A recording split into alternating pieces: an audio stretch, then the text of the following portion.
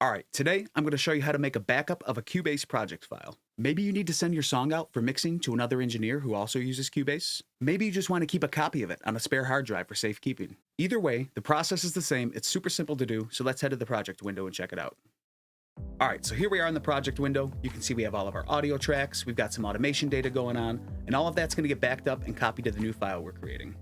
So the first thing I want you to do is I want you to head up to the File menu. You're going to scroll down to Backup Project. Once you do that, it's going to prompt you for a location for this, and I highly recommend do not keep this inside the original project folder with the original project. We want to create its own unique thing here, so I'm going to go back to the desktop next to the original folder, and I'm going to create my really cool song backup. That's what we titled it for this. Take it or leave it as you will. But there we go. So after that, I'm just going to click Open. Once you get here, you don't have to make any changes here, but I do want you to go up to the project name, and I want you to add backup to that.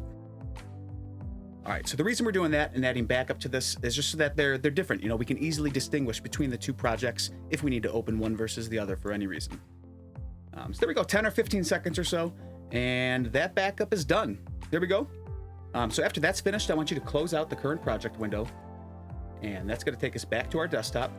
So we can see our new backup folder that we created is right there. If we open that, we got our audio data, and we've got the project. So I want you to actually open that project.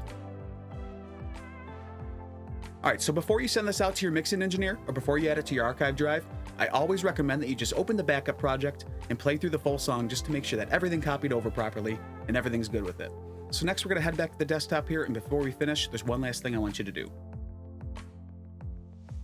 All right, we're back at the desktop, and I want you to right-click on that new backup folder and scroll down to Compress. What this is going to do is it's going to create a zip file for ease of transfer, ease of backup, and the compression is not going to hinder your audio quality or anything like that. It's just going to make it one single file for you to be able to move to wherever you need.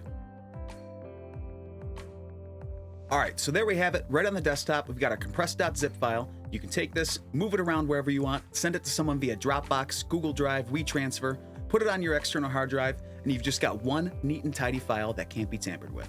So that's pretty much it. Really easy to do. Thank you so much for watching this video, and hopefully it was helpful to some of you who are trying to back up your Cubase projects.